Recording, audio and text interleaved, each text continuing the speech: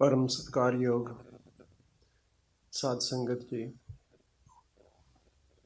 नाम जप के तुहाडी रसना पवित्र हुई है। गुरबाणी सुन के सतगुरु सच्चे पातशाह परमेश्वर की उस्तत सुन के तुहाडे कंन पवित्र होए ने। कल तो 3 साल बाद तुहाडे दर्शन करन दा मौका मिलिया है। तुसी बड़ा मान दिता है, प्यार दिता है। मैं समझदा ये मान प्यार सिर्फ सतगुरु जगजीत सिंह सच्चे पातशाह की किरपा है, क्योंकि मैं फर्क नहीं समझदा जे असी निरंकार की परमात्मा की किरपा कहने तो सतगुरु जगजीत सिंह की किरपा कहने असी फर्क नहीं समझते। इस करके नहीं समझते कि जदों परमात्मा भी किरपा करता वो किसी ना किसी रूप में आके किरपा करता। वो साडे ते किरपा सतगुरु जगजीत सिंह सच्चे पातशाह के राही हुई, बख्शिश हुई।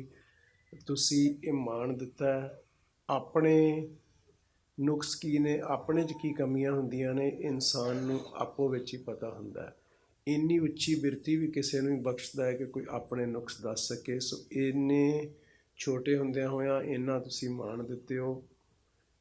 सतगुरु जगजीत सिंह सच्चे पातशाह की किरपा है।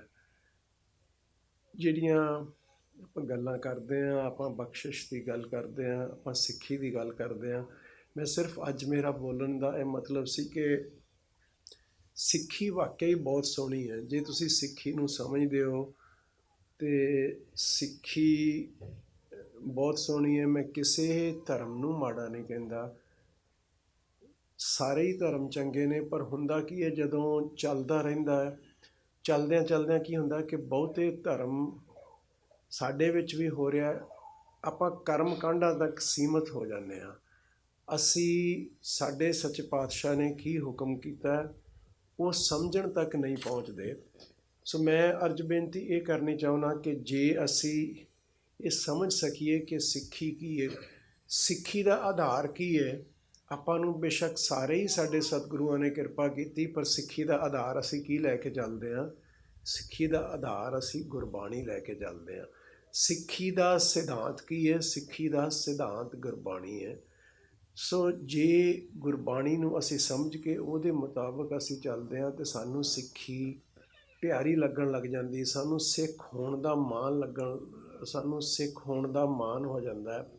ਮੈਂ ਇਸ ਕਰਕੇ ਜ਼ਿਆਦਾ ਇਹ ਗੱਲਾਂ ਕਰ ਰਿਹਾ ਕਿ ਇੱਥੇ ਤੁਸੀਂ ਬੈਠੇ ਹੋ, ਬਹੁਤ ਸਾਰੇ ਵੱਡੀ ਉਮਰ ਦੇ ਨੇ ਜਿਹੜੇ 25-30 ਸਾਲ ਤੋਂ ਵੱਡੇ ਹੋ ਗਏ ਨੇ, ਪਰ ਬਹੁਤ ਸਾਰੇ ਬੱਚੇ ਵੀ ਨੇ। ਜੇ ਮੈਂ 25-30 ਸਾਲ ਦੇ ਵੀ ਕਹਾਂ, ਮੈਂ ਉਹਨਾਂ ਨੂੰ ਵੀ ਬੱਚਿਆਂ 'ਚ ਹੀ ਕਹਾਂਗਾ। ਬਹੁਤ ਸਾਰੇ ਬੱਚੇ ਨੇ, ਔਰ ਕਈ ਇਹ ਉਹ ਨੇ ਕਿ ਜਿਹਨਾਂ ਦਾ ਜਨਮ ਵੀ ਇੱਥੇ ਹੋਇਆ, ਪਲੇ ਵੀ ਇੱਥੇ, ਔਰ ਅੱਜ ਅਸੀਂ ਉਸ ਸਮਾਜ ਵਿੱਚੋਂ ਲੰਘ ਰਹੇ ਹਾਂ ਜਿੱਥੇ ਹਰ ਚੀਜ਼ ਦਾ ਕਾਰਨ ਪੁੱਛਿਆ ਜਾਂਦਾ ਹੈ ਕਿ ਇਹ ਕਿਉਂ। ਮੇਰੀ ਇਹ ਬੇਨਤੀ ਕਿ ਤੁਹਾਨੂੰ ਇਹ ਪਤਾ ਹੋਵੇ ਕਿ ਅਸੀਂ ਸਿੱਖੀ ਕਿਉਂ ਇੰਨੀ ਉੱਚੀ ਹੈ। ਤੁਹਾਨੂੰ ਆਪ ਸਿੱਖੀ ਹੋਣ ਦਾ ਮਾਣ ਹੋਵੇ ਕਿ ਤਾਂ ਕਿ ਜਦੋਂ ਤੁਹਾਡੇ ਬੱਚੇ ਵੱਡੇ ਹੋਣ, ਬੱਚੇ ਵੀ ਉਸ ਚੀਜ਼ ਨਾਲ ਅਸੀਂ ਜੋੜ ਸਕੀਏ। ਬੱਚਿਆਂ ਨੂੰ ਇਹ ਪਤਾ ਹੋਵੇ ਕਿ ਮੇਰੀ ਸਿੱਖੀ ਕਿਸ ਕਰਕੇ ਚੰਗੀ ਹੈ, ਸਿੱਖੀ ਦੇ ਗੁਣ ਕੀ ਨੇ, ਗੁਰਬਾਣੀ ਦੇ ਗੁਣ ਕੀ ਨੇ, ਇਹ ਬੱਚਿਆਂ ਨੂੰ ਪਤਾ ਲੱਗ ਸਕੇ। ਔਰ ਇਹ ਤਾਂ ਲੱਗ ਸਕੇਗਾ ਜੇ ਤੁਹਾਨੂੰ ਇਸ ਚੀਜ਼ ਦਾ ਪਤਾ ਹੋਏਗਾ। ਸਿੱਖੀ ਸਿਧਾਂਤ ਸਮਝਣ ਦੀ ਜ਼ਰੂਰਤ ਹੈ। ਜੇ ਅਸੀਂ ਸਿੱਖੀ ਸਿਧਾਂਤ ਨਹੀਂ ਸਮਝਦੇ, ਫਿਰ ਸਾਡੇ ਵੀਰ ਸਿੱਖ ਵੀ ਆਪੋ 'ਚ ਲੜੀ ਜਾਂਦੇ ਨੇ, ਇੱਕ ਦੂਜੇ ਦੀ ਨਿੰਦਿਆ ਕਰੀ ਜਾਂਦੇ ਨੇ। ਇੱਕ ਟਾਈਮ ਆਇਆ, ਮੈਂ ਵੀ ਸਿੱਖੀ ਚੈਨਲ ਦੇ YouTube ਕਾਫੀ ਵੱਖੋ ਵੱਖਰੇ ਸਿੱਖਾਂ ਦੇ YouTube ਦੇ ਚੈਨਲ ਦੇਖੇ। ਦੇਖਦਿਆਂ ਕੁਛ ਦਿਨ ਤੋਂ ਬਾਅਦ ਮੈਨੂੰ ਇਹ ਲੱਗਾ ਕਿ ਜਿੰਨੀ ਈਰਖਾ ਇੱਥੇ ਹੈ, ਇਹ ਤਾਂ ਦੇਖ ਕੇ ਆਪਣਾ ਵੀ ਮਨ ਖਰਾਬ ਹੋ ਜਾਂਦਾ। ਜੇ ਸਿੱਖ ਹੁੰਦਿਆਂ ਹੋਇਆਂ ਈਰਖਾ ਹੀ ਮਨ 'ਚੋਂ ਖਤਮ ਨਹੀਂ ਹੋਈ, ਫਿਰ ਸਿੱਖ ਬਣ ਕੇ ਵੀ ਬਹੁਤੀ ਪ੍ਰਾਪਤੀ ਨਹੀਂ ਹੋ ਸਕੀ। ਫਿਰ ਸਾਨੂੰ ਸਿੱਖੀ ਦੀ ਸਮਝ ਨਹੀਂ ਆ ਸਕੀ। ਹੁੰਦਾ ਤਾਂ ਜ਼ਰੂਰ ਕਿਰਪਾ ਨਾਲ ਹੈ, ਪਰ ਜਦੋਂ ਸਿੱਖੀ ਦੀ ਸਮਝ ਆਉਣ ਲੱਗ ਜਾਂਦੀ ਹੈ, ਅਸੀਂ ਇਹ ਕੋਸ਼ਿਸ਼ ਤਾਂ ਜ਼ਰੂਰ ਕਰਨ ਲੱਗ ਜਾਂਦੇ ਹਾਂ ਕਿ ਮੇਰੇ ਅੰਦਰ ਕਿਸੇ ਵਾਸਤੇ ਈਰਖਾ ਨਾ ਆਵੇ। ਸੋ ਮੈਂ ਇਹ ਗੱਲ ਕਰਦਾ ਸੀ ਕਿ ਬੱਚਿਆਂ ਨੂੰ ਘੱਟੋ ਘੱਟ ਸਾਨੂੰ ਆਪ ਇਹ ਪਤਾ ਲੱਗੇ ਕਿ ਸਿੱਖੀ ਅਤੇ ਗੁਰਬਾਣੀ ਕੀ ਹੈ। ਇਸ ਦੌਰਾਨ ਜਿੰਨੇ ਦਿਨ ਆਪਾਂ ਇੱਥੇ ਰਹਿਣਾ, ਇੱਥੇ ਵੀ ਰਹਿਣਾ, ਤੁਸੀਂ ਬਹੁਤ ਸਾਰੇ ਟੋਰਾਂਟੋ ਤੋਂ ਵੀ ਆਏ ਹੋ, ਇੰਡੀਆਨਾਪੋਲਿਸ ਤੋਂ ਵੀ ਆਏ ਹੋ, ਆਪਣੇ ਇੰਗਲੈਂਡ ਤੋਂ ਵੀ ਆਏ ਨੇ, ਇੰਡੀਆ ਤੋਂ ਵੀ ਆਏ ਆ। ਆਪਾਂ ਸਾਰੇ ਇਸ ਚੀਜ਼ ਨੂੰ ਇਹ ਡਿਸਕਸ਼ਨ ਕਰੀਏ ਜਿਹਦੇ 'ਚ ਇਹ ਸਮਝ ਸਕੀਏ ਕਿ ਗੁਰਬਾਣੀ ਵਿੱਚ ਸੱਚੇ ਪਾਤਸ਼ਾਹ ਨੇ, ਪਰਮਾਤਮਾ ਨੇ, ਨਿਰੰਕਾਰ ਨੇ, ਸਾਡੇ ਸਤਿਗੁਰੂ ਪਿਤਾ ਨੇ ਸਾਡੇ ਵਾਸਤੇ ਕੀ ਸੰਦੇਸ਼ ਦਿੱਤਾ, ਸਾਡੀ ਫਿਲਾਸਫੀ ਕੀ ਹੈ। ਕੁਛ ਚੀਜ਼ਾਂ ਨੇ ਜਿਹੜੀਆਂ ਅਸੀਂ ਬੜੇ ਸਿਧਾਂਤ ਰੂਪ ਵਿੱਚ ਕਰਦੇ ਹਾਂ, ਕੁਛ ਚੀਜ਼ਾਂ ਨੇ ਜਿਹੜੀਆਂ ਅਸੀਂ ਪ੍ਰੈਕਟੀਕਲ ਕਰਦੇ ਹਾਂ। ਜਿਹੜੀ ਇਹਨਾਂ ਨੇ ਗੱਲ ਕੀਤੀ ਸੀ, ਚਲੋ ਮੇਰੇ ਕੋਲੋਂ ਆਖਿਆ ਗਿਆ, ਹੁਣੇ ਆਖ ਲਓ ਕਿ ਸਰਮੁਖ ਕਹਿੰਦਾ ਸੀ ਕਿ ਜਾ ਕੇ ਹਸਪੀਟਲਾਂ ਵਿੱਚ ਇਹਨਾਂ ਨੇ ਸੇਵਾ ਕੀਤੀ। ਕਿੱਡੀ ਵੱਡੀ ਗੱਲ ਹੈ ਜਦੋਂ ਤੁਸੀਂ ਕਿਸੇ ਦੀ ਸੇਵਾ ਕਰਦੇ ਹੋ ਔਰ ਸੇਵਾ ਵੀ ਨਿਰਮਾਣਤਾ ਨਾਲ ਕਰਦੇ ਹੋ, ਬੜੀ ਵੱਡੀ ਗੱਲ ਹੈ। ਇੰਨੀ ਗੱਲ ਹੀ ਲੈ ਲਓ, ਸੇਵਾ ਨੂੰ ਹੀ ਲੈ ਲਓ ਤੇ ਸਿੱਖ ਹੋਣ ਦਾ ਮਾਣ ਹੋ ਜਾਂਦਾ। ਪਰ ਸੇਵਾ ਕਰਦਿਆਂ ਕਦੀ ਵੀ ਮਨ 'ਚ ਹੰਕਾਰ ਨਾ ਹੋਵੇ ਕਿ ਮੈਂ ਕਰਦਾ। ਤੂੰ ਕੌਣ ਹੈ ਕਰਨ ਵਾਲਾ? ਕਦੋਂ ਤੇਰਾ ਮਨ ਬਦਲ ਜਾਣਾ, ਕਦੋਂ ਤੈਨੂੰ ਨਿਰਾਓ ਤੋਂ ਰੰਕ ਬਣਾ ਦੇਣਾ, ਤੂੰ ਕਰਨ ਵਾਲਾ ਕੌਣ ਹੈ? ਮੇਰੇ ਮਨ 'ਚ ਇਹ ਆਵੇ। ਸਿੱਖੀ ਦਾ ਇਹ ਹੈ ਕਿ ਪਾਤਸ਼ਾਹ ਜੇ ਤੂੰ ਸੇਵਾ ਕਰਾਈ ਹੈ, ਤੇਰਾ ਧੰਨਵਾਦ ਹੈ। ਤੂੰ ਮੈਨੂੰ ਇਹ ਮੌਕਾ ਦਿੱਤਾ ਸੇਵਾ ਕਰਨ ਦਾ, ਧੰਨਵਾਦ ਹੈ।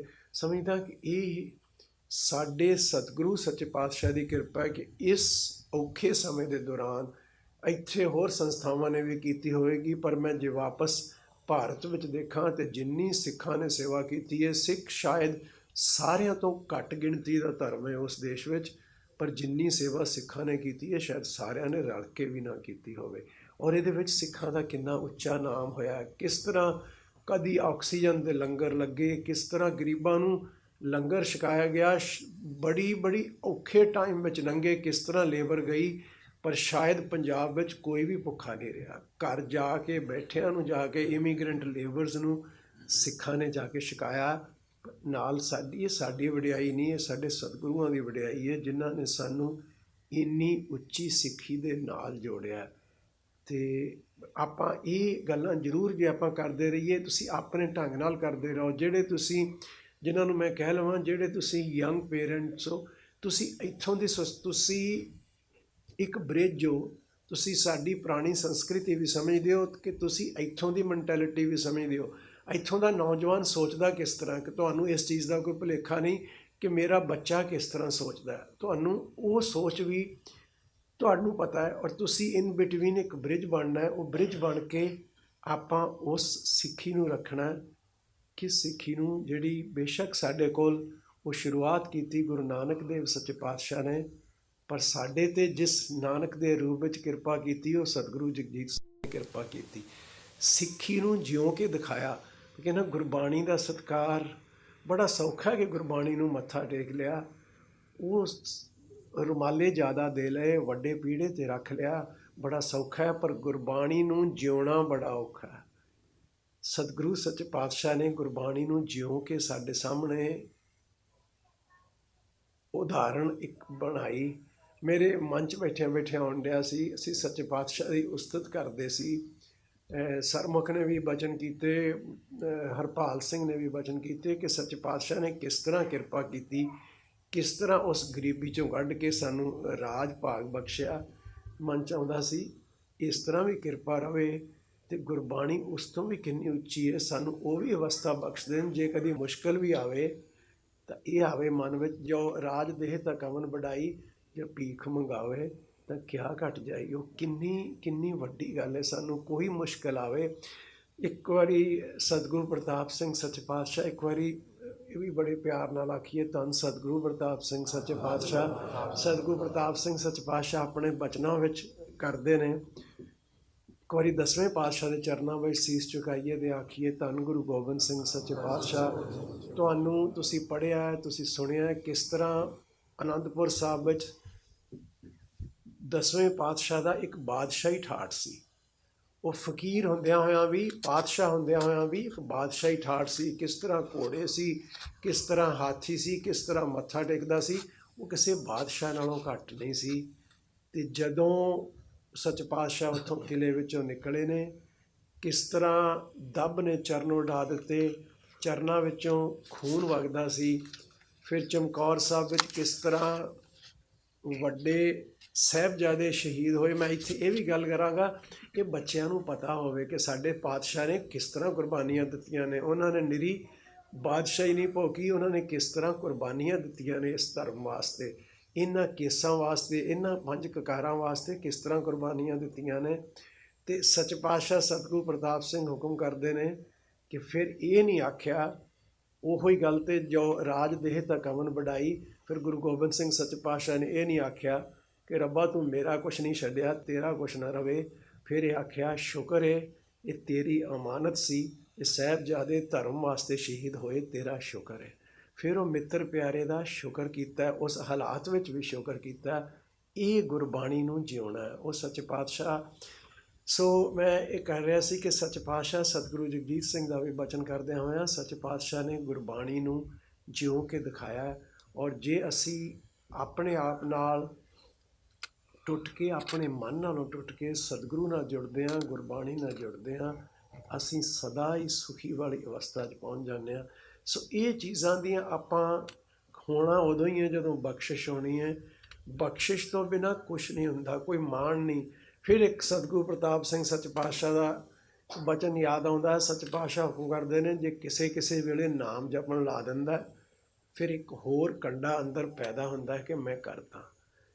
ਜੇ ਨਾਮ ਜਪਣ ਵੀ ਲਾਇਆ, ਇਹ ਕਿਤੇ ਮਨ ਵਿੱਚ ਹੰਕਾਰ ਨਾ ਆਵੇ। ਜੇ ਅਸੀਂ ਨਾਮ ਜਪ ਲਿਆ, ਜੇ ਅਸੀਂ ਬੈਠ ਕੇ ਅੱਜ ਉਸਤਤ ਕਰ ਲਈਏ ਕਿ ਮੇਰੇ ਧੰਨ ਭਾਗ ਨੇ, ਇਹ ਪਾਤਸ਼ਾਹ ਤੂੰ ਮੈਨੂੰ ਲਾਇਆ, ਤੂੰ ਮੈਨੂੰ ਮੌਕਾ ਦਿੱਤਾ ਅਤੇ ਤਾਂ ਹੀ ਮੈਂ ਲੱਗਾ, ਮੈਂ ਲੱਗਣ ਜੋਗਾ ਹੈ ਨਹੀਂ। ਸੋ ਇਹ ਅਸੀਂ ਕਿਰਪਾ ਕਰੀਏ, ਆਪਣੀ ਕੋਸ਼ਿਸ਼ ਜ਼ਰੂਰ ਕਰੀਏ। ਸਾਡਾ ਇਹ ਫਰਜ਼ ਹੈ ਕਿ ਅਸੀਂ ਆਪਣਾ ਕੰਮ ਕਰੀਏ, ਅਸੀਂ ਕਰਮ ਕਰੀਏ। ਬਖਸ਼ਿਸ਼ ਕਰਨੀ ਸੱਚ ਪਾਤਸ਼ਾਹ ਨੇ ਤਾਂ ਕਿ ਸਾਡੇ ਬੱਚੇ, ਨੌਜਵਾਨ ਅੱਗੋਂ ਇਹ ਸਿੱਖੀ ਰਹਿ ਜਾਵੇ। ਸਾਡਾ ਇੱਥੇ ਆਉਣ ਦਾ ਇਹੋ ਹੀ ਮੰਤਵ ਹੈ, ਆਪਣਾ ਇੱਥੇ ਇਕੱਠੇ ਹੋਣ ਦਾ ਇਹੋ ਹੀ ਮੰਤਵ ਹੈ ਕਿ ਅਸੀਂ ਅਗਲੀ ਜਨਰੇਸ਼ਨ ਨੂੰ ਵੀ, ਆਪਣੇ ਆਪ ਵੀ ਅਤੇ ਅਗਲੀ ਜਨਰੇਸ਼ਨ ਨੂੰ ਵੀ ਸਿੱਖੀ ਨਾਲ ਜੋੜ ਕੇ ਰੱਖੀਏ। ਇੰਨੀ ਅਰਜ਼ ਕਰਕੇ ਤੁਹਾਡਿਆਂ ਤੋਂ ਆਗਿਆ ਲੈਣਾ। ਸਤਿ ਸ੍ਰੀ ਅਕਾਲ।